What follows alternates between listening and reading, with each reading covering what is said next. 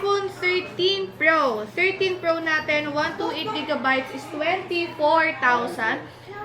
Basic package 23,500 and then last cashback is 23,000. 13 Pro natin na 256GB is 26,000. Basic package is 25,500. Last cashback is 25,000 pesos. So sa 13 Pro nila, available na lang po dito is 5.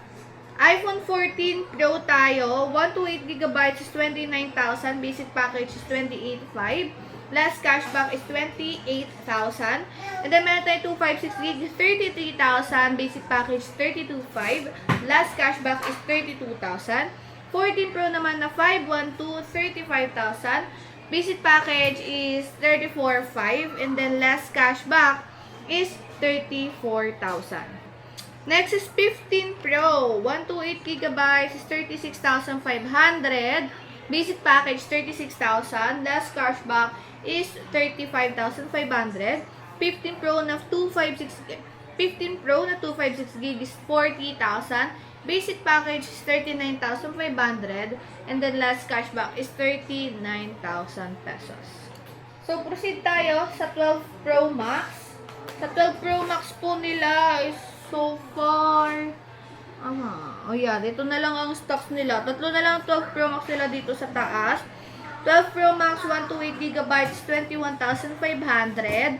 And then, basic package 21,000. Last cashback is 20,500. 256GB is 23,500. Basic package is 23,000. Then, last cashback is 22,500. 512 naman natin is 25,500. Basic package 25,000. Last cashback is 24,500. Ay, wala silang 13 Pro Max. Pero banggitin na lang natin yung mga wala. Kasi yung iba kasi nasa baba. So, meron tayong 13 Pro Max, 128GB, 27,500.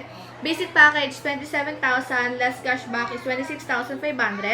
Meron tayong 256GB na 13 Pro Max, 31,500. Basic package 31,000, then last cashback is 30,500. Meron tayong 14 Pro Max. 14 Pro Max natin, tatlong storage ang available. 128GB is 33,000. Basic package is 32,500. Last cashback is 32,000. 14 Pro Max 256GB is 35,500. Basic package 35,000. Last cashback is 34,500. 256GB, 512, sorry. 512 naman po ng 14 Pro Max natin is 37,000. Basic package is 36,500 and the last cashback is 36,000 pesos.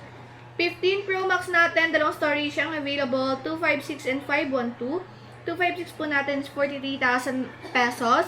And then basic package 42,500. Less cashback is 42,000. Tapos naman po, ang 512 natin is 48,000. Basic package 47,500. Last cashback is 47,000 pesos. Okay, so 5 na lang po available na stocks nila dito sa 15 Pro Max. Meron din sila of course 16 Pro Max, banggitin na natin kasi merong stocks yan sa baba. 256GB nila na 16 Pro Max is 53,000. Basic package 52,500. Last cashback is 52,000. 16 Pro Max na 512, 58,000 pesos. And then, basic package is 57,500. Last cashback is 57,000 pesos. Meron tayong course dito na 17 Pro Max. Meron tayong eSIM pala na 17. Banggitin ko na lang, 256GB is 43,000. Again, eSIM po ito na iPhone 17. eSIM iPhone 17, 256GB is 43,000. Basic package, 42,500. Last cashback is 42,000. Meron din na eSIM na 17 Pro Max, 256GB, 70,000. Basic package is 69,500 and then last cashback is 69,000 pesos. So, meron tayong iPhone 17 Pro Max, open line naman po, good as new. 256GB is 75,000. Basic package is 74,500 and then last cashback is 74,000.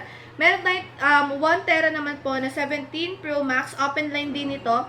1 tera is 90,000. Yung kulay nito is blue na lang daw po ata, yung 1 tera nila. So, 1 tera nila na blue is 90,000. And then, basic package is 89,500. And then, less cashback is 89,000 na lang. So, ayan, good thing na lang na meron ding eSIM sila bossing para kung sa mga naghahanap dyan ng mababang presyo ng iPhone 17 Pro Max, ayan, may ma-offer sila bossing na eSIM naman. So, walang problema sa eSIM kahit ako, eSIM yung ibang ginagamit ko. And mas preferred ko na as of today ng eSIM compare sa mga physical SIM. Okay. So, going back mga Marico, when it comes naman po sa warranty nila, meron silang 2 weeks replacement warranty. Basta wala lang pong human error. When you say human error, dito napapasok nyo, nabagsak nyo, nabasag nyo yung LCD, nahigaan nyo, naipit nyo, nabasa nyo, ganyan mga klase. Yung mismong, kayo mismo, yun nakapag provide ng defect or problem with your phone. Pero huwag kayo mag-alala, if ba yan just nagkaroon kayo ng problem after that 2 weeks na replacement and then kailangan nyo na help nila Ate Mayet, ayan, meron naman silang 3-month service warranty. 3-month service warranty po ang ina-offer nila mga mare po. Sa payment method,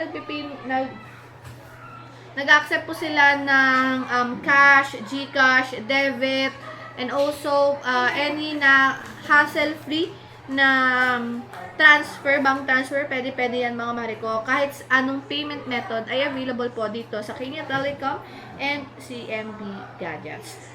Installment naman, lahat po is available din. Meron silang Skyro, Credivo, meron din silang home credit, meron din po silang credit card, at iba pong financial, at iba pang mga financial na application or company. So, pwede din kayo magtanong or mag-inquire sa baba, yung Facebook page po nila dyan sa baba. Just click yung page nila, yung link ng page nila.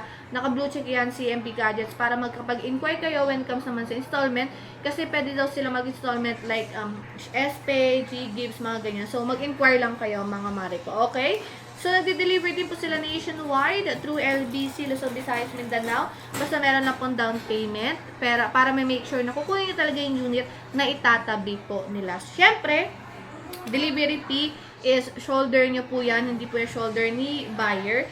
I mean, hindi yung shoulder ni supplier o ni seller. Kaya po talaga ang magbabayad ng delivery fee. Okay?